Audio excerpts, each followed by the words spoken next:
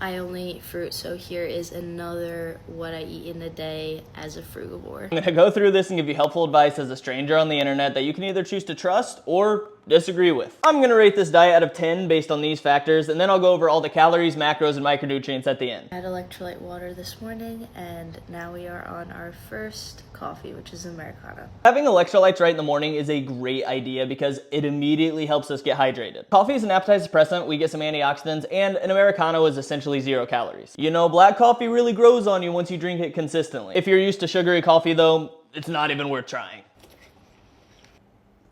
That is probably 3 to 4 pounds of watermelon. It's kind of impressive that she even ate all of that, if I'm being honest. Let's say it's roughly 3 pounds. That's 408 calories of watermelon. 84 grams of sugar and 5 grams of fiber. Now, I'm not gonna sit here and tell you that the sugar in fruit is bad, but just like with anything, if you have too much of it, it's probably not the best idea. From the watermelon, we get a good amount of vitamin A and C, and we also put a pretty good dent into our minerals. Now, if we had this piece of fruit with a protein shake on the side, that would be A scoop of coconut cult.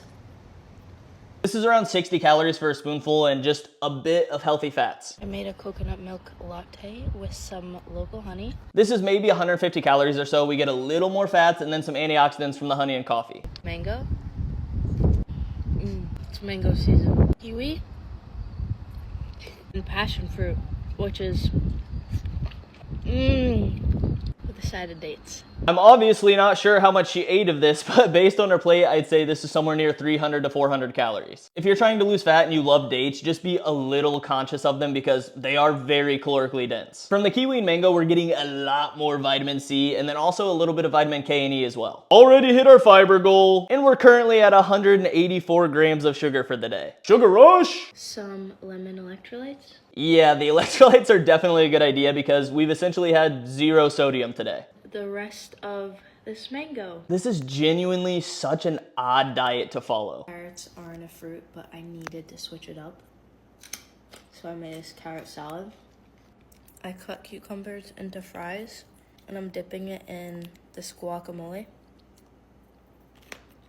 And I have some cherries. I mean, at least we're getting a bit more healthy fats in here from the guacamole. I hope she ate a lot of it. Going based on what I've seen, I'd say this is around 1,400 calories. A solid 30 grams of protein, 26 grams of fat, and wait for this, 257 grams of carbs. But 236 grams of that were just sugar. She only gets around 16% of her calories from fats. That's pretty far below the healthy range of 20 to 35%. If you do this for too long, you can start to see hair loss and a lot of other hormonal problems. This is bad for guys and girls, but girls specifically, get enough healthy fats in. Having this low of protein in a diet that's already very low calorie is a one-way track to lose muscle. We do not want this. She could literally make this so much better just by adding a giant bowl of beef to her full day of eating. Calories are low, protein is low, fats are below the healthy range. We're gonna rate the macros a 2 out of 10. For micronutrients, we could definitely use a vitamin D supplement as well as a B12. A huge portion of the population is deficient in vitamin D, so if you don't get outside often and just feel the sun on your body,